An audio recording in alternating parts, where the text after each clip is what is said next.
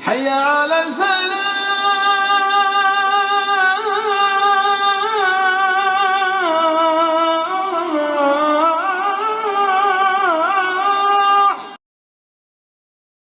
أعوذ بالله من الشيطان الرجيم. بسم الله الرحمن الرحيم. قد أفلح المؤمنون الذين هم في صلاتهم خاشعون والذين هم عن اللغو معرضون والذين هم للزكاة فاعلون. قابل احترام بزرگوں اور دوستوں، دو جمعہ سے ہم لوگ سورہ مومنین کی ابتدائی آیات کے متعلق کچھ سن رہے ہیں، جن آیات میں اللہ رب العزت ایمان والوں کے وہ اوصاف بیان فرما رہے ہیں کہ جن اوصاف پر دنیا اور آخرت کی کامیابی کا دار و مدار ہے۔ ان اوصاف میں سب سے پہلی صفت ہم فی صلاتہم خاشعون، کہ ایمان کامیاب دنیا اور آخرت میں کامیاب ہونے والے مومنین وہ ہیں جو اپنی نمازوں میں خشوع کرنے والے ہیں، یعنی نمازوں کو خشوع اور خضوع کے ساتھ پڑھنے والے ہیں۔ اس کے متعلق باتیں ہمارے سامنے آ چکی ہے۔ اب آگے دوسری صفت، کامیاب ہو دنیا اور آخرت میں کامیاب ہونے والے مومنین کی دوسری صفت یہ ہے، اللہ رب العزت فرماتے ہیں والذین هم عن اللغو معرضون، کہ کامیاب ہونے والے مومنین وہ ہیں جو لغویات سے اعراض کرنے والے ہیں۔ لغو کہتے ہیں ہر اس کام کو اور ہر اس بات کو، لغو کہتے ہیں ہر اس کام کو اور ہر اس بات کو جس کام سے اور جس بات سے نہ دنیا کا کوئی فائدہ ہو نہ آخرت کا کوئی فائدہ، کہ جس کام کے کرنے پر نہ آخرت میں کوئی ثواب ملنے والا ہو نہ ہی دنیا میں اس کام کے اوپر کوئی فائدہ تمہیں ملنے والا، یا ایسی بات کہ جس بات کے کہنے پر نہ آخرت میں تمہیں کوئی ثواب یا فائدہ پہنچنے والا ہو نہ دنیا میں تمہیں کوئی فائدہ پہنچنے والا ہو، ایسے ہر کام کو اور ایسی ہر بات کو لغو بات کہیں گے۔ اور اللہ رب العزت ارشاد فرماتے ہیں کہ جو ایمان والے دنیا اور آخرت میں کامیاب ہونے والے ہیں، یا جن ایمان والوں کو دنیا اور آخرت میں کامیابی چاہیے، وہ اپنے اندر اس صفت کو پیدا کرے کہ وہ لغویات سے دور رہنے والے ہوں، اپنے آپ کو لغو سے بچانے والے۔ اور لغویات سے اپنے آپ کو بچانا یہ اتنی اہم چیز ہے کہ اللہ رب العزت نے جیسے اس آیت میں ذکر فرمایا، ایسے ہی اللہ رب العزت نے قرآن کریم میں ایک اور جگہ پر ارشاد فرمایا، والذین لا یشہدون الزور وَإِذَا مَرُّوا بِاللَّغْوِ مَرُّوا کِرَامًا۔ اس آیت کی یہاں جہاں آیت شروع ہوتی ہے وہاں ہے وَعِبَادُ الرَّحْمَنِ الَّذِينَ يَمْشُونَ عَلَى الْأَرْضِ هَوْنًا، کہ رحمان کے بندے وہ ہیں، کہ رحمان یعنی اللہ رب العزت اپنے بندے ان لوگوں کو قرار دے رہے ہیں جن کے اندر یہ صفات ہے۔ ان صفات میں سے ایک صفت اللہ رب العزت فرماتے ہیں وَإِذَا مَرُّوا بِاللَّغْوِ مَرُّوا كِرَامًا، کہ میرے بندے وہ ہیں، رحمان کے بندے وہ ہیں کہ اگر وہ کسی لغو بات سے کسی لغو کام سے گزرتے ہیں، وہ لغویات میں اپنے آپ کو مبتلا نہیں کرتے، لیکن کبھی کسی لغو بات کی طرف یا کسی لغو کام سے ان کا گزر بھی ہوتا ہے تو وہ خاموشی کے ساتھ، شائستگی کے ساتھ اور بزرگی کے انداز میں چپ چاپ وہاں سے گزر جاتے ہیں۔ یعنی اس لغو کام میں یا اس لغو بات میں اپنے آپ کو شامل نہیں کرتے۔ اسی طریقے سے اللہ رب العزت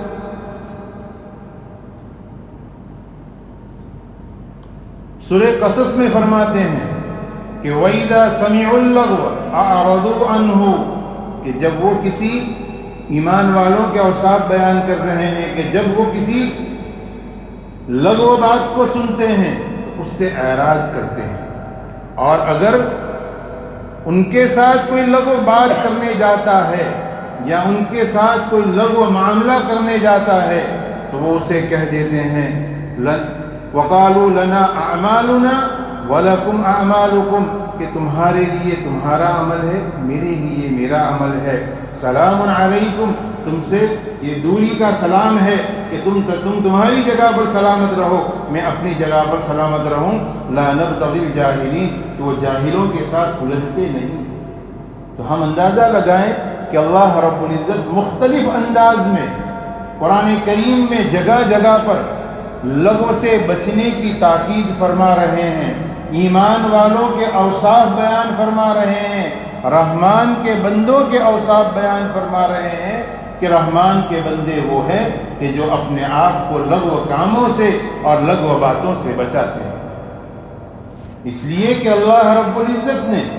ہمیں جو زندگی عطا فرمائی ہے یہ بڑی قیمتی زندگی ہے۔ ہم آواگمن کے قائل تو ہے نہیں کہ یہ دنیا کی زندگی ختم کر کے جائیں گے اور دوبارہ ہم اس دنیا میں آئیں گے، نہیں، بلکہ ہمارا تو عقیدہ یہ ہے کہ یہ دنیا کی زندگی جو ہمیں ملی ہوئی ہے بس اس کے بعد یہاں سے جانے کے بعد دنیا میں کوئی لوٹنے والا نہیں، اور یہ دنیا کی زندگی اللہ رب العزت نے مجھے اور آپ کو آخرت کی تیاری کے لیے دی ہے۔ اگر جس کسی نے اس دنیا میں آخرت کی تیاری کر لی تو تیاری ہو گئی۔ اس دنیا سے جانے کے بعد جب انسان کے سامنے سارے حالات کھل جائیں گے تب وہ اللہ رب العزت کے سامنے درخواست کرے گا کہ باری تعالیٰ ہم نے دیکھ لیا، ہم نے سمجھ لیا، آپ نے جو کچھ کہا تھا وہ باتیں ہمارے سامنے آ گئی،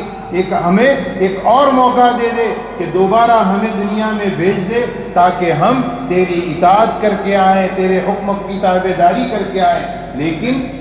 وہاں سے واپسی کسی کے لیے ممکن نہیں ہے۔ تو اللہ رب العزت نے یہ زندگی جو ہمیں دی ہے یہ بڑی قیمتی زندگی ہے، اور انسان اگر اس زندگی کو لغو کاموں میں یا لغو باتوں میں لگا دے تو یہ لغویات اتنی منحوس چیز ہے کہ انسان کی زندگی میں نحوست لاتی ہے، انسان کی زندگی سے برکت کو ختم کرتی ہے، بلکہ انسان کو ناکارہ اور کسی بھی کام کا نہیں رہنے دیتی، اس انسان کو نکما بنا دیتی ہے۔ ایسی منحوس چیز یہ لغو چیز ہے۔ آج لیکن ہم ہماری مجلسیں دیکھیں، آج جہاں 4 لوگ جمع ہوئے، ہماری مجلسیں یہ لغویات سے پاک نہیں ہے۔ جہاں 4 لوگ جمع ہوئے یا تو کسی کی غیبت ہے یا کسی پر بہتان ہے۔ ہم دیکھیں کہ جب ہم یہ لغو کام میں مبتلا ہوئے تو اس لغو نے ہمیں کس گناہ تک پہنچا دیا؟ یا تو ہمیں کسی کی غیبت تک پہنچا دیا کہ جس غیبت کے متعلق اللہ رب العزت فرماتے ہیں کہ کیا تم میں کا کوئی پسند کرتا ہے کہ وہ اپنے مرے ہوئے بھائی کا گوشت کھائے؟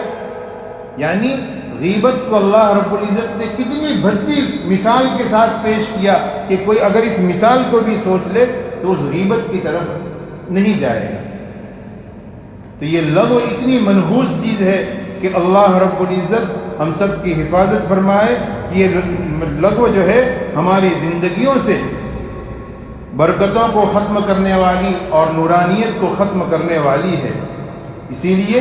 میرے اور آپ کے آقا صلی اللہ علیہ وسلم نے ایک حدیث میں ارشاد فرمایا من حسن اسلام المرء ترکہ ما لا یعنی، کہ اسلام کی خوبی یہ ہے، ایک مسلمان کی خوبی یہ ہے کہ وہ فضول اور لغو باتوں سے اپنے آپ کو جو ہے بچائے رکھتا ہے۔ من حسن الاسلام المرئی ترکہ ما لا یعنی کہ لغویات سے ایمان والا اپنے آپ کو جو ہے وہ دور رہتا ہے. انسان عام طور پر انسان جو ہے زبان کے ذریعہ لغو میں زیادہ مبتلا ہوتا ہے. لغو کام میں مبتلا ہونے سے پہلے انسان جو ہے لغویات میں زبان کو زیادہ استعمال کرتا ہے. حالانکہ زبان کی حفاظت کے اوپر ہماری شریعت نے بڑی تاکید آئی ہے. اللہ کے رسول صلی اللہ علیہ وسلم نے احادیث میں بار بار جو ہے زبان کی حفاظت کی ہمیں تاکید فرمائی ہے. ایک حدیث میں ہے حضرت عقبہ ابن عامر رضی اللہ تعالیٰ عنہ، اس حدیث کے راوی ہے، وہ فرماتے ہیں کہ انہوں نے اللہ کے رسول صلی اللہ علیہ وسلم سے درخواست کی یا رسول اللہ من نجا، کہ اللہ کے رسول صلی اللہ علیہ وسلم مجھے کوئی ایسی چیز بتا دے جو مجھے دنیا اور آخرت میں نجات دلانے والی ہے. یہ درخواست کی حضرت عقبہ ابن عامر رضی اللہ تعالیٰ عنہ نے. اس پر اللہ کے رسول صلی اللہ علیہ وسلم نے 3 باتیں ارشاد فرمائی.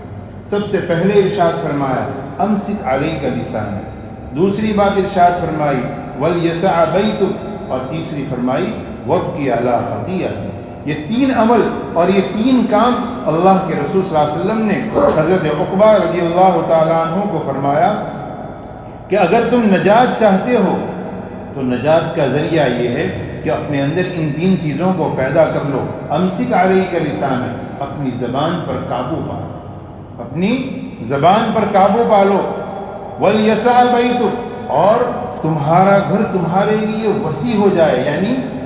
بلا ضرورت بغیر کسی کام کے انسان ادھر ادھر نہ بھٹکے بلکہ اپنے گھر کو قرار پکڑے رکھے. اور آگے فرمایا وابکی علی خطیئتک، اور اپنی خطاؤں پر، اپنے گناہوں پر اللہ کے پاس انسان روتا رہے. جو یہ 3 کام کرے گا اس کے لیے اللہ کے رسول صلی اللہ علیہ وسلم نے نجات بتلائی کہ نجات کا راستہ یہ ہے کہ انسان ان 3 چیزوں کو اور ان 3 صفات کو اپنے اندر پیدا کرے. ہم جن اکابرین کے نام لیوا ہیں، ہمارے جو 4 امام ہیں،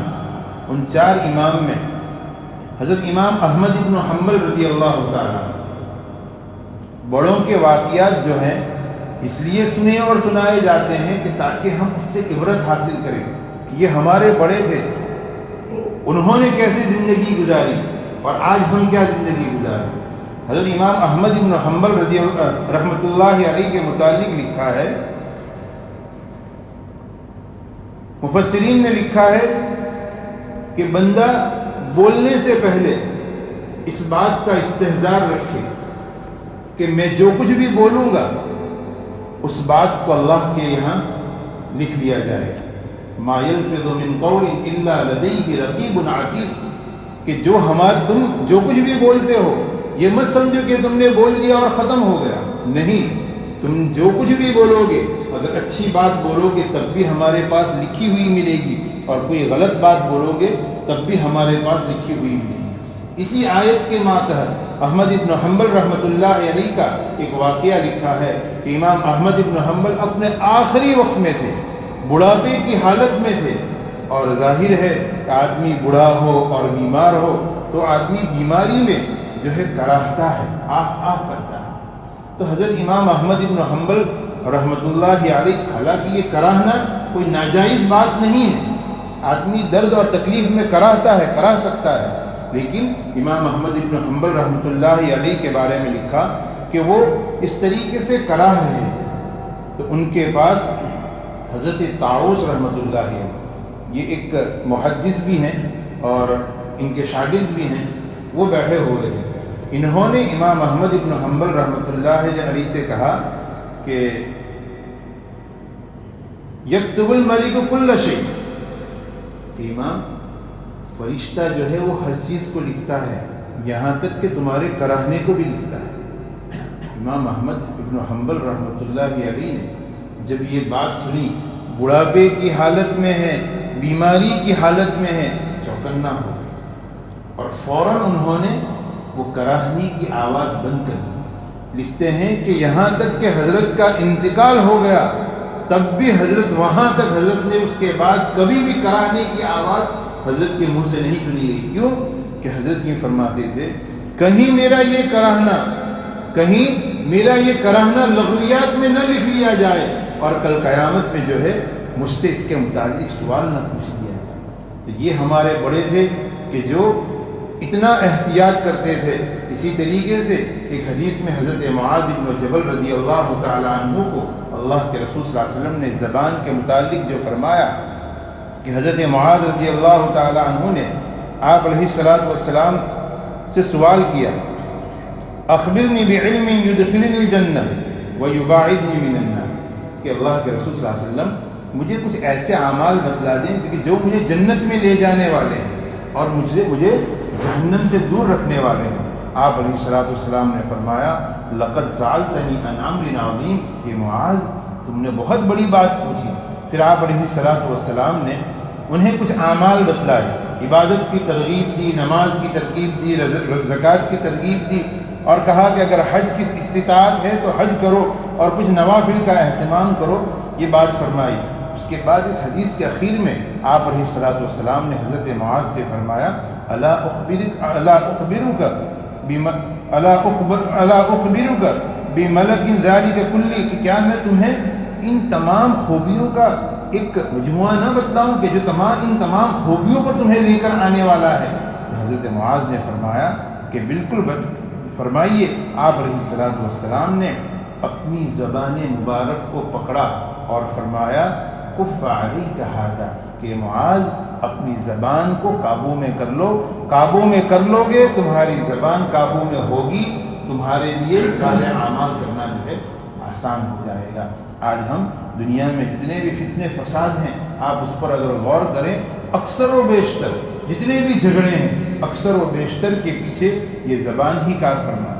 کہ بھئی کسی نے کچھ کہہ دیا اور اس کے اوپر کسی نے کچھ رد کیا اور اس کے اوپر کسی نے کچھ کہا اور دونوں طرف سے جو ہے ہنگامہ ہوا اور لوگ بھڑک اٹھے. آپ دنیا میں جتنے بھی فسادات ہیں آپ ان کو دیکھیں تو اکثر و بیشتر کے پیچھے آپ کو ایسی ہی چیزیں کار فرما ملیں گی. اس لیے ایمان والوں کی صفت اللہ رب العزت نے جو فرمائی کہ والذین هم عن اللغو معرضون، کہ ایمان والے وہ ہیں جو لغویات سے اعراض کرتے ہیں، نہ لغو کام میں اپنے آپ کو مبتلا کرتے ہیں نہ لغو بات میں اپنے آپ کو مبتلا کرتے ہیں. ایمان والے وہ ہیں کہ جو ہر کام کرنے سے پہلے اور ہر بات بولنے سے پہلے یہ سوچتے ہیں کہ اس کام کا مجھے کوئی دنیا میں فائدہ ہے یا نہیں، اس بات کے کہنے کا مجھے دنیا میں یا آخرت میں کچھ فائدہ ہے یا نہیں. وہ ایسے ہی کام کریں گے جس سے دنیا اور آخرت کا کوئی فائدہ ہو، وہ ایسی ہی بات کہیں گے جس سے دنیا یا آخرت میں کوئی فائدہ ہو. اس لیے کہ ہم یہ جو زندگی گزارتے ہیں، حدیث میں آتا ہے کہ اللہ کے رسول صلی اللہ علیہ وسلم نے فرمایا کہ لا یزال قدم عبد حتی یسأل عن خمس، کہ کل قیامت کے دن جب تک بندے سے 5 چیزوں کے متعلق سوال نہیں کیا جائے گا وہاں تک اس کے قدم ہٹ نہیں سکیں گے. ان 5 چیزوں میں سب سے پہلی چیز عن عمرہ، تو اس کی زندگی کے متعلق پوچھا جائے گا کہ زندگی کس چیز میں خرچ کی تم نے. اس لیے اس بات کا ہمیں اہتمام ہونا چاہیے کہ اگر ہم سے کوئی ہو تو نیکی کا کام ہو، اگر ہم سے کوئی ہو تو نیکی کی بات ہو، ورنہ ہم اپنی زبانوں کی حفاظت فرمائے، اپنے آپ کو لغو میں اور اپنے آپ کو لغویات میں مبتلا ہونے سے اپنے آپ کو بچائیں. یہ جو ہے اللہ رب العزت نے ایمان والوں کی دوسری صفت بیان فرمائی. تیسری صفت اللہ رب العزت آگے ارشاد فرماتے ہیں والذین هم للزکاة فاعلون، کہ ایمان والے وہ ہیں جو زکوٰۃ ادا کرنے والے ہیں. یہاں زکوٰۃ کے 2 معنی ہیں. ایک زکوٰۃ تو جو ہے وہ تزکیہ کے معنی میں ہے کہ ایمان والے وہ ہیں جو اپنا تزکیہ کرتے ہیں، یعنی اپنی اندر کی جو برائیاں ہیں اس کی اصلاح کی فکر کرتے ہیں. کہ انسان اس بات کی فکر کرے کہ اس کے اندر نہ بغض ہو، نہ عداوت ہو، نہ اس کے اندر جھوٹ ہو. ایسی جتنی بھی برائیاں ہیں ان برائیوں سے اپنے آپ کو دور رکھنے کی فکر کرتے ہیں. تو یہاں زکوٰۃ کے ایک معنی تو یہ مراد ہے کہ ایمان کامیاب ہونے والے ایمان والے وہ ہیں جو اپنے آپ کا تزکیہ کرنے والے ہوں اور تزکیہ اس کے لیے سب سے اہم ہے کہ انسان اپنے آپ کو کسی اللہ والے کے ساتھ منسلک کر لے، کسی ولی کے ساتھ منسلک کر لے، کسی اللہ والے کے ساتھ کہ جس کے سامنے انسان اپنے حالات رکھے، جس کے سامنے اپنے حالات رکھے اور بتائیں کہ میرے اندر یہ بیماری ہے، مجھ میں غصہ ہے، مجھ میں جھوٹ کی بیماری ہے، مجھ میں غیبت کی بیماری ہے، مجھ میں یہ کینہ ہے، تو وہ اللہ والے پھر ان کے لیے علاج تجویز فرمائیں گے۔ جیسے ظاہری بیماروں کے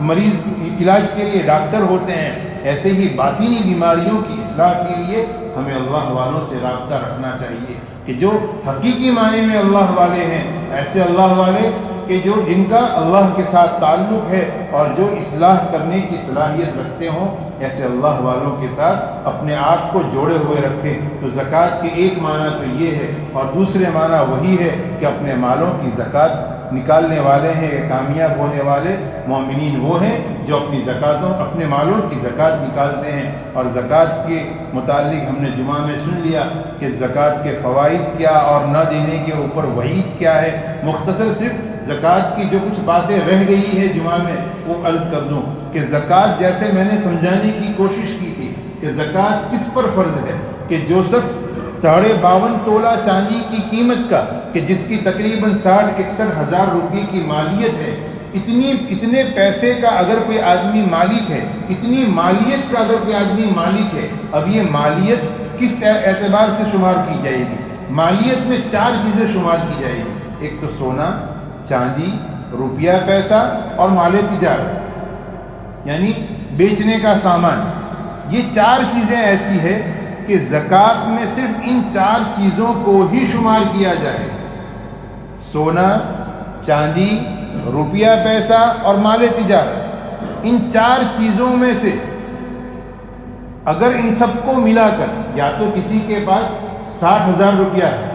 کہ جس کی مقدار 52.5 تولہ چاندی کے برابر ہے، اور قرض بھی نہیں ہے اس کے پاس، یا قرض ہے اور جتنا مال ہے اس میں سے قرض ہم نکال لیں، اس کے بعد اتنی مقدار کا مال بچتا ہے تو اس پر زکوٰۃ ہے۔ تو ان 4 قسم کے مالوں میں سے یا تو کسی کے پاس صرف 60,000 روپیے ہیں، یا کچھ سونا ہے، کچھ چاندی ہے اور کچھ پیسے ہیں، یا کچھ مال تجارت ہے، ان چاروں کو بھی ملا کر اگر 52.5 تولہ چاندی کی قیمت تک پہنچ جاتا ہے تو ایسے شخص کے لیے زکوٰۃ نکالنا ضروری ہے۔ اب سوال یہ رہا، ایک شخص کے پاس رہنے کے لیے ایک مکان ہے، اس کے علاوہ دوسرا زائد ایک مکان ہے۔ ایک شخص کے پاس رہنے کے لیے مکان ہے، زائد کچھ زمین ہے، کیا اس پر زکوٰۃ ہوگی؟ بہت سے لوگوں کا یہ سوال، نہیں، تو اس پر زکوٰۃ نہیں ہے۔ زکوٰۃ صرف ان 4 چیزوں، 4 طرح کے مالوں پر ہی ہے، اس کے علاوہ کسی چیز پر زکوٰۃ نہیں ہے۔ ہاں، یہ تو نصاب ہوا زکوٰۃ کس پر فرض ہے، اور ایک نصاب ہے کہ زکوٰۃ کون لے سکتا ہے، ہم زکوٰۃ کس کو دے سکتے ہیں۔ تو جس کو زکوٰۃ دینی ہے یا جو زکوٰۃ لینے والا ہے، اس کے اندر یہ 4 چیزیں بھی دیکھی جائے گی اور ایک 5ویں چیز بھی دیکھی جائے گی کہ اس شخص کے پاس جسے ہم زکوٰۃ دے رہے ہیں یا جو زکوٰۃ لے رہا ہے، اس کے پاس نہ سونا ہو اتنا کہ جس کی قیمت 52.5 تولہ چاندی پر پہنچتی ہو، نہ اتنی چاندی ہو، نہ اتنا پیسہ ہو، نہ اتنا مال تجارت ہو، نہ اس کے پاس 5ویں چیز ضرورت سے زائد سامان ہو۔ ضرورت سے زائد سامان بھی اگر اس کے پاس 52.5 تولہ چاندی کی قیمت کے برابر ہے تو اس کے لیے زکوٰۃ نکالنا تو نہیں ہے، لیکن ایسا شخص زکوٰۃ لے بھی نہیں سکتا کہ ایک آدمی اس کے پاس مکان ہے، ایک دوسرا مکان، زائد مکان اس کے پاس پڑا ہوا ہے، زائد زمین اس کے پاس پڑی ہوئی ہے، کوئی گاڑی ہے جو استعمال سے زائد ہے، یا گھر میں کچھ ایسی چیزیں ہیں کہ جن کے سال میں کبھی ضرورت بھی نہیں پڑتی، ایسی چیزیں زائد ضرورت کہلائی۔ گھر میں ٹی وی ہے، یہ ضرورت سے زائد ہے۔ اگر ان چیزوں کی قیمت کو ملا کر بھی 52.5 تولہ چاندی کی قیمت کے برابر مال پہنچ جاتا ہے تو اگرچہ اس کے اوپر زکوٰۃ کا نکالنا فرض نہیں ہوگا، لیکن ایسا شخص زکوٰۃ لے بھی نہیں سکتا، اور ایسے شخص کو زکوٰۃ دینے سے ہماری زکوٰۃ ادا بھی نہیں ہوگی۔ تو یہ تیسری صفت جو تھی کہ ایمان والے وہ ہیں کہ جو اپنے مالوں کی زکوٰۃ نکالنے والے ہیں۔ اب انشاءاللہ بقیہ جو 2 صفتیں ہیں اگلے اتوار کو اس کو ختم کر دیں گے انشاءاللہ۔ اللہ کہی سنی باتوں پر ہم سب کو عمل کی توفیق عطا فرمائے۔ وآخر دعوانا الحمدللہ۔